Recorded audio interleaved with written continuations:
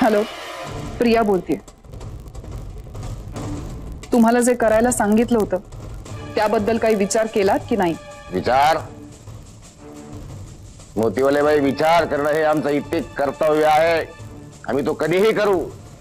Mister Holkar, विचार केलात का नाही?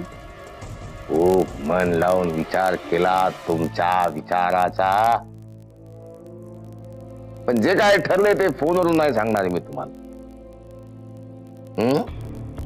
आमच्या निवासस्थानी या, चर्चा करू, बोलू, भेटू एकमेकाला, पाहू, बोलू, विचार विमर्श करू, निर्णय घेऊ. येत आहे ना?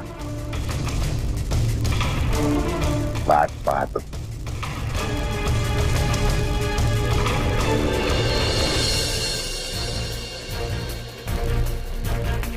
बाबा, मला थोडं बोलायचं आहे तुमच्याशी. मला माहिती मी जे काही बोलणार आहे ते ऐकल्यावर रागच येणार आहे तुम्हाला, पण काय झालं? बाबा, स्वप्नीलशी आम्हा दोघांबद्दल तुम्ही जे काही बोललात किंवा स्वप्नील त्याच्या फॅमिलीशी जे काही बोलणार आहे, मला वाटतं थोड्या दिवसांसाठी आपण ते टाळायला हवं. मला माहित होतं तो दळबद्री हरामखोर मुधळकर या घरामध्ये येऊन गेला म्हटल्यानंतर तुझ्या डोक्यावरती त्याचा काहीतरी परिणाम होणार आणि तो झालाय. आता तुला त्याचा पुन्हा पुळका येणार असेल. तसं नाहीये बाबा. तसंच आहे, अगदी तसंच आहे. म्हणून दरवेळेस तू आपल्या घरी येऊन काहीतरी नवीन नवीन नाटकं करतो आणि तू प्रत्येक वेळेस त्याच्या अभिनयाला भुलून जातेस. हे असं किती काळ चालणार आहे म्हणून? यावेळेस सुद्धा असंच काहीतरी तू बरोबर गेला ना? नाही बाबा, मला नाही वाटत तसं. तू काय बोलतेस तुला कळतंय का? हो, आणि आज ते जे काही बोलले ते सुद्धा कळलंय मला. म्हणून 7 वर्ष झाली. या 7 वर्षात त्याने त्याचा संसार सुरू केला, फुलवला. त्याला एक मुलगी सुद्धा आहे आणि ती सुद्धा प्रियापासून झालेली आहे. हे तुला माहित असून सुद्धा तू असं कसं काय बोलू शकतेस? नाही बाबा, आपण एक गोष्ट लक्षातच घेतलेली नाहीये की जेव्हा आमचा डिवोर्स झाला तेव्हाच प्रिया प्रेग्नंट होती आणि सुहासचं मूल तिच्या पोटात वाढत होतं. त्याला काय सिद्ध होतं? हेच की ती मुलगी सुहासची आहे, यांची नाही. चुकतेस तू म्हणून. सुहासचं मूल प्रिया पाडू शकते, इतक्या खालच्या पातळीवरती जाऊ शकते. अगं शेवटी ती सुद्धा मुधोळकरांच्या घरामध्येच राहिलेली आहे ना, त्यांच्यासारखी थेरक करू शकते ती. नाही बाबा, ते काही असलं तरी आज सत्यजित ज्या पोटतिडकीने बोलत होते त्यावरून तरी मला असं वाटत नाही की त्यांनी आज काही खोटं नाटं सांगितलं असेल. आणि जर त्यांचा संसार सुरू आहे तर मग त्यांना इथे येण्याची गरजच काय? शुभ्रासाठी, तुझ्या मुलीसाठी. एकदा का तिचा ताबा त्याला मिळाला की तुझ्यावरती वाटेल त्याचा सूड घ्यायला तो हरामखोर मोकळा होईल. त्याला त्या खडी फोडण्याचं उट्ट काढायचं असेल. नाही बाबा, तसं नाहीये. म्हणून सगळ्या गोष्टी तुझ्या समोर क्लिअर आहेत तरी सुद्धा तू नाही कशी काय म्हणतेस? आता मी काय तुझ्या समोर का डोकं फोडून घेऊ का? अहो बाबा, या सगळ्या गोष्टी गोंधळून टाकणार आहेत. तुम्हाला नाही वाटत का असं? म्हणून मी तुम्हाला म्हणते की आपण थोडा वेळ घेऊया विचार करण्यासाठी. बरोबर आहे, बरोबर आहे. म्हणजे पुन्हा एकदा मला स्वप्नीलच्या फॅमिली समोर दोन घशी पाड. पुन्हा एकदा त्याच्या फॅमिली समोर मला शर्मिंदा कर. नाही बाबा, तशी वेळ तुमच्यावर अजिबात येणार नाही. काय करणार आहेस तू? मी ऑलरेडी बोलले स्वप्नीलशी. हो, त्याला या सगळ्या परिस्थितीची कल्पना दिली आहे मी आणि त्याने समजून घेतलंय मला बाबा. त्यामुळे तुमच्यावर शर्मिंदा होण्याची वेळ अजिबात नाही येणार. दरवेळी जेव्हा जेव्हा मी स्वप्नीलशी जुळून घेण्याचा प्रयत्न करतो, त्याची समजूत घालण्याचा प्रयत्न करतो, तो सुद्धा राजी होतो, तेव्हा तेव्हा तुझा हा काळा करंटा भूतकाळ आडवा येतो. विहंगर एक प्रॉब्लेम झालाय. काय? मी ना आज इथेच थांबते दादाकडे. काय झालं म्हणजे काही सिरियस? विहंग काल प्रियाने खूप नाटकं केली तिथे, म्हणजे इतकी की दादा तिचा जीव घ्यायला निघाला होता. मी सत्यजितला किती वेळा सांगितलं की हायपर होत जाऊ नकोस. अरे पण ती वागलीच तशी. कोणीही असंच रिॲक्ट होईल. अरे ते किती खरं असलं तरी सत्यजितच्या हातून कुठलीही चूक होता कामा नये. म्हणूनच मी मध्ये पडले. बरं मला सांगा, सत्यजित कुठे आता? तो मंजिरी बहिणींना भेटायला ठाण्याला गेला. काय? हो, त्याला मंजिरी बहिणी इथे आल्याचं आणि प्रिया त्यांना सगळं वाईट साईड बोलल्याचं कळलं, म्हणून तो तातडीने गेलाय त्यांना भेटायला. बरं मला सांगा, मी यायची गरज आहे तिकडे? नाही, आता तशी काही गरज वाटत नाहीये, पण काही वाटलं तर तुला सांगेन. विहंग मी नंतर करते तुला फोन. का काय झालं? मी करते तुला.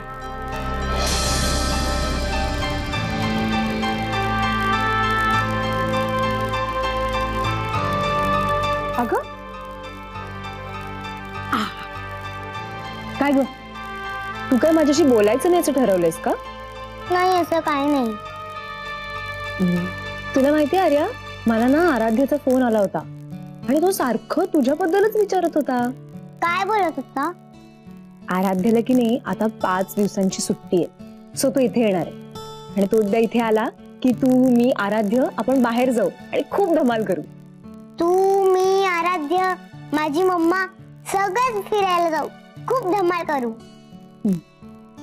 पण त्याआधी ना मला तुझ्याशी महत्वाचं बोलायचंय. काय बोलायचंय? हे बघ आर्या, ती बाई आहे ना, ती बाई नाहीये, ती माझी मम्मा आहे.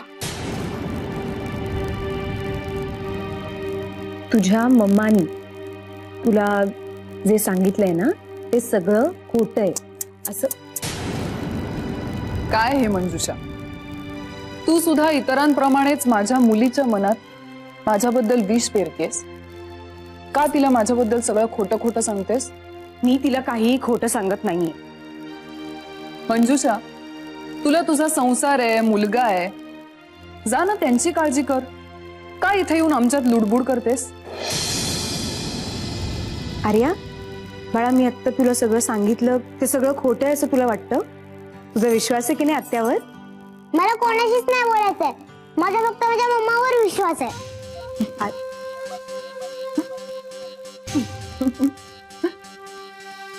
ऐकलंस? कशी आहेस ना तू प्रिया? तुझ्या या सगळ्या वागण्या बोलण्याचा आर्यावर काय परिणाम होईल याचा जराही विचार करत नाहीस. कशी आई आहेस तू? मला काय फरक पडतो? तू केस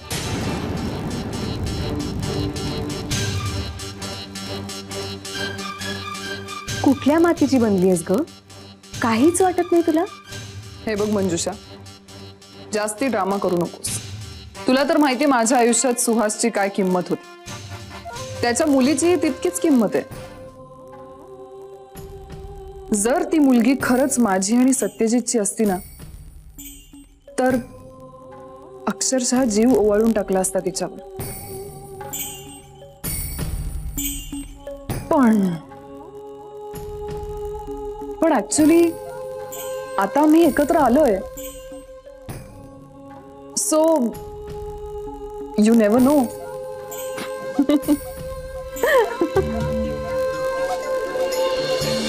केवळ माणुसकीच्या नात्याने यांनी आर्याला जपलंय आणि आज दोघांमध्ये बाप लेकीचं घट्ट नातं विणलं गेलं.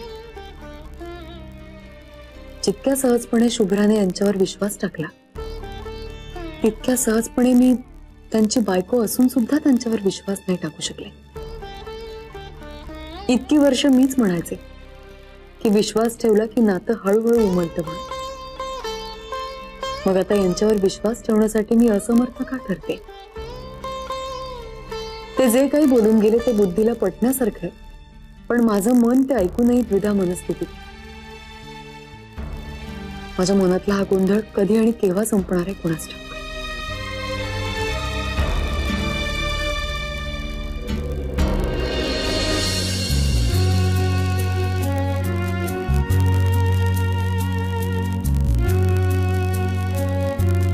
आलात तुम्ही, काय म्हणल्या मंजिरी वहिनी?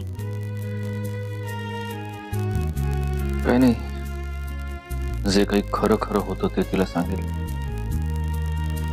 आता मंजिरीचा माझ्यावर विश्वास बसलाय की नाही मला माहित नाही,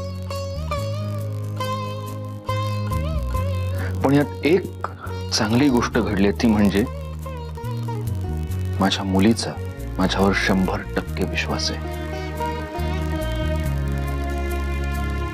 बाय द वे, इथे काय परिस्थिती? सध्या तरी शांत आहे सगळं, पण दादा आपल्याला लवकरात लवकर काहीतरी हालचाल करावीच लागणार आहे. काय? दादा मला असं वाटतंय की प्रियासारख्या बाईशी जर डील करायचं असेल ना, तर आपल्याला जसे तिचे वीक पॉइंट्स माहिती पाहिजेत तसेच स्ट्रॉंग पॉइंट्सही माहिती पाहिजे. वीक पॉइंट जाऊ दे, पण मला तिचं स्ट्रॉंग पॉइंट माहिती. कुठलं स्ट्रॉंग पॉइंट? तिचं नाटकीपणा. तिने आर्यासमोर मायाळू आईची जी काही एक इमेज उभी केली आहे ती पुसून टाकायला लागेल आधी आर्याच्या मनात. हो बरोबर आहे तुझं नेत्र सगळं, पण करायचं कसं? प्रियाचा मुखवटा जर फाडायचा असेल आर्यासमोर तर त्याच्यासाठी माझ्याकडे एक प्रभावी शस्त्र आहे. शस्त्र? युवी.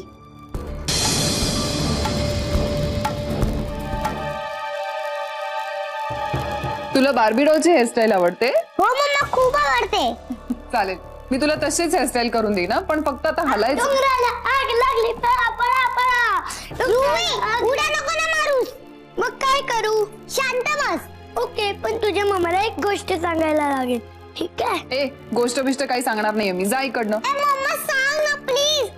मी युवीला सांगितलं होतं की तू खूप छान गोष्ट सांगतेस. आर्या, तू पण सुरू झालीस? हो काकू, सांगा ना. परीची राज्याची कोणती पण सांगा.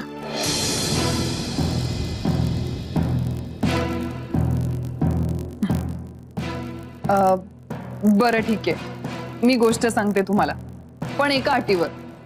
एकदम शांत बसायचं, अजिबात मस्ती करायची नाही. Yes, my mamma is great.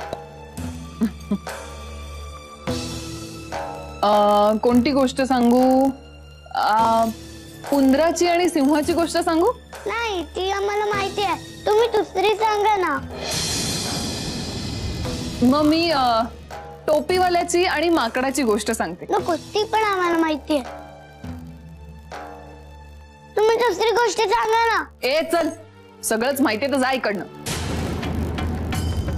काकू, दुसरी गोष्ट. ए चल, निघ इकडनं. आर्या, तू तर सांगत होतीस तुझी मम्मा लाड करते, पण इतर रागवते. मम्मा,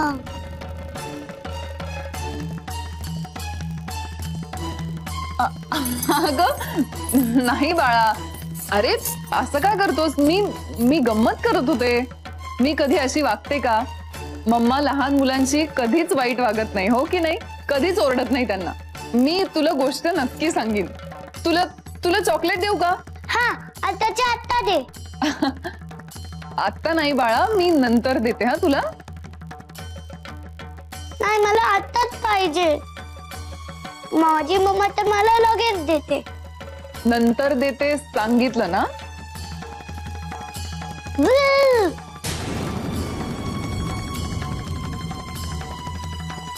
मम्मा, तू अशी का वागतेस युवीशी? अगं राजा, कशी मी म्हणाले ना, मी गंमत करत होते त्याची. मी कधी अशी वागू शकते का? नाही. मग वहिने, सोन्या प्लीज, मी आता खरंच कामात आहे, मला काहीच सांगू नकोस तू आता. अगं वहिने, बाहेर कोणीतरी बाई आली आहे, तू बघ ना. अरे कोण बाई? तू नाव वगैरे काही विचारलं नाहीस का तिला? अगं मी नाही विचारलं नाव, ती थांबली आहे, जा बघ जा ना. सोन्या, तू पण ना खरंच नाव तरी विचारायचंस.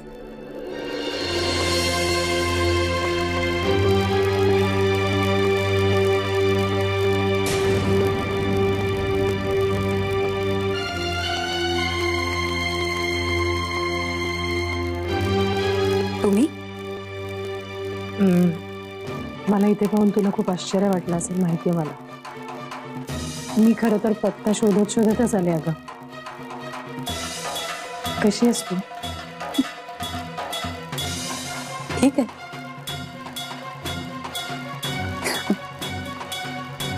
सत्यजित आधी स्वतः येऊन गेले त्यांची बाजू मांडण्यासाठी. आता तुम्हाला पाठवलंय का त्यांनी? नाही ग, ऍक्च्युली सत्यजितला माहितही नाहीये मी इथे आल्याचं. आणि त्याला कळलं तर ते आवडणारही नाही, खूप चिडेल तो.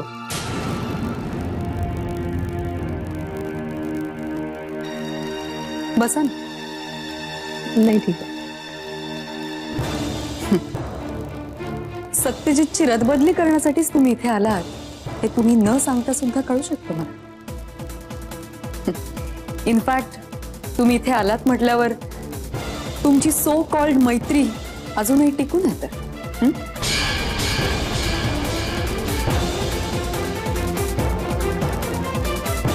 हो मंजिरी, टिकून आहे. नुसती टिकून नाही, ऍक्च्युली खणखणीत आहे. लोकांना वाटतं तसं, म्हणजे तसं प्रेमही आमच्या मैत्रीच्या आड येऊ शकलं नाही.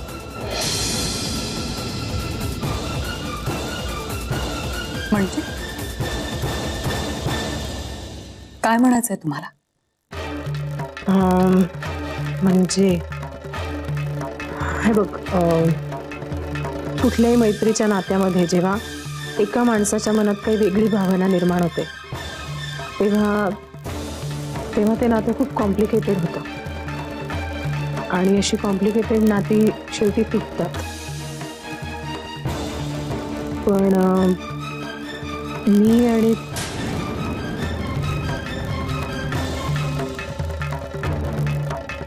ऍक्च्युली माझ्यात आणि सत्यजित मध्ये काय झालं, आमच्यात काय नातं आहे हे आता खरंच महत्वाचं नाही. आता महत्वाचं हे आहे की सत्यजित आजही तुझ्यावर तितकंच प्रेम करतो.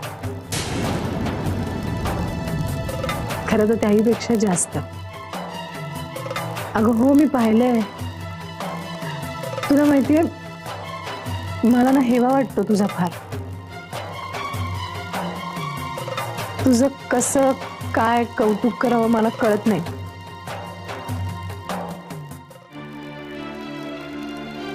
Satyajit deserves you and you deserve him. Sorry, आपण आजपर्यंत कधी फार बोललो नाहीये, म्हणजे तशी वेळच आली नाहीये.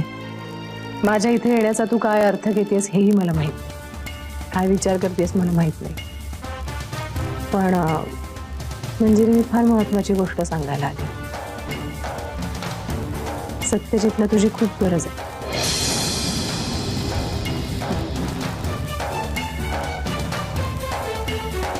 आत्ता आधी होतीच ग, नेहमीच होती. पण उघडपणे सगळं बोलून दाखवेल तर सत्यजित कसला. पण ऍक्च्युली माझ्यापेक्षा तुला हे जास्त माहिती. आजपर्यंत कुठलीच गोष्ट मन मोकळेपणे सांगितली नाही मला त्यांनी. आणि त्याची परिणती कशात झाली हे अख्ख्या जगाला माहिती आहे. असो, पण मग आता कशासाठी गरज आहे त्यांना माझी? त्यांच्याकडे त्यांचा परिवार आहे, नातेवाईक आहेत, मित्र आहेत. मग एवढं सगळं असताना माझी काय गरज आहे? मित्र नातेवाईक सुखदुःखात असतातच ग, बरोबर.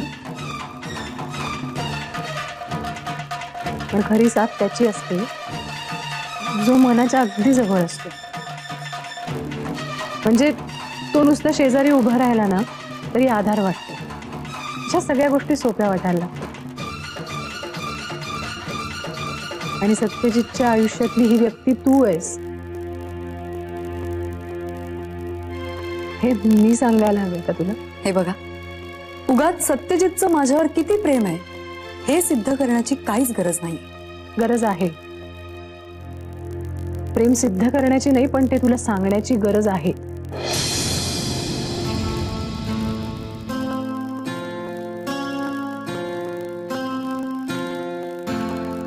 मंजिरी,